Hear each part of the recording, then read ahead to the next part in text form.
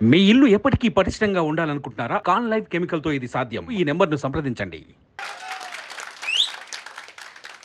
ఎందుకంటే రేపు పొద్దున మన ప్రభుత్వం వచ్చినప్పుడు అందరికీ మన కష్టాల్లో కూడా చాలామంది కార్యకర్తల గురించి, తెలుగుదేశం కార్యకర్తల గురించి నేను ఎంతో దారిలో పొడుగుతా చంద్రబాబు గారికి ఆ రోజు జైలు నుంచి బయటకు వచ్చి ఒకటే ఆలోచిస్తూ ఉన్నాను.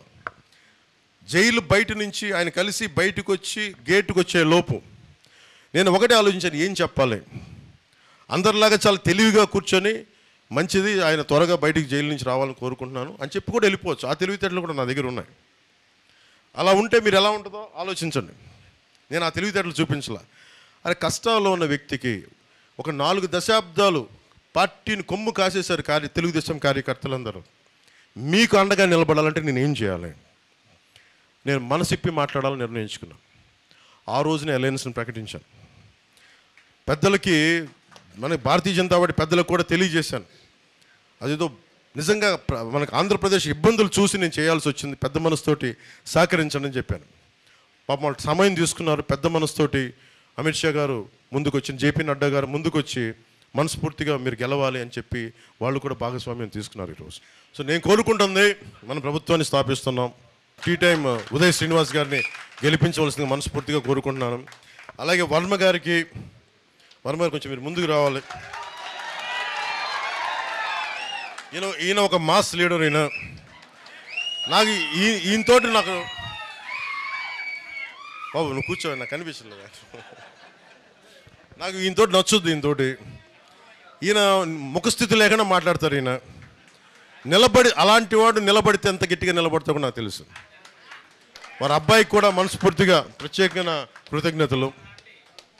జూనియర్ వర్మ గారికి. కృష్ణరాజు గారు మీరు రండి.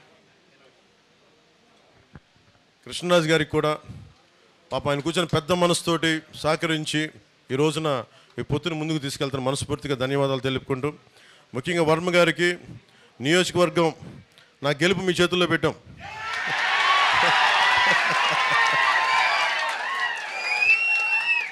సో మనస్ఫూర్తిగా నాయకులు, తెలుగుదేశం నాయకులందరూ నేను ఒకటి చెప్తున్నా, గెలవాలంటే గెలవచ్చు, అలా కాదు కదా. గెలుపు చిరస్థాయిగా ఉండిపోవాలి, మర్చిపోయేలా భారతదేశం ఏదో మీరు గుర్తుపెట్టుకోండి. మన జగన్ ఏం చేశారు చెప్తాను. జగన్ ఒక నిమిషం, ఆ జగన్ ఏం చేశారు చెప్తా. మోడీ గారు, ముఖ్యంగా భారతీయ జనతా పార్టీ పెద్దలు మీ అందరికీ తెలుసు, G20 సమ్మిట్, కృష్ణరాజు గారు G20 సమ్మిట్ ఎంత ప్రతిష్టాత్మకమైనదో మనందరికీ తెలుసు. అలాంటి సమయంలో ఆయన డిస్టర్బ్ చేయడానికే చంద్రబాబు నాయుడు గారిని అరెస్ట్ చేశారు. అది చాలా ఆవేదన కలిగించింది పెద్దలందరికీ. అలాంటి సమయంలో కూర్చోబెట్టి మనం తీసుకున్న నిర్ణయం ఈరోజు మనందరినీ కల్పించింది. దీని ఫలితాలు సాధిద్దాం, గుర్తుపెట్టుకుందాం. ఏం లేదు, ఈ విజయం పిఠాపురం నా ఒక్కడి విజయం కాదు, మనందరి విజయం.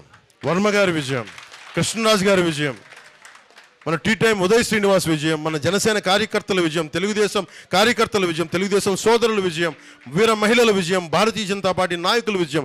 ఇది మనందరి సమిష్టి విజయం.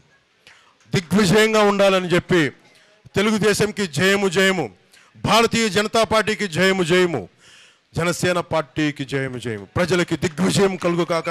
జై జనసేన, జై హింద్.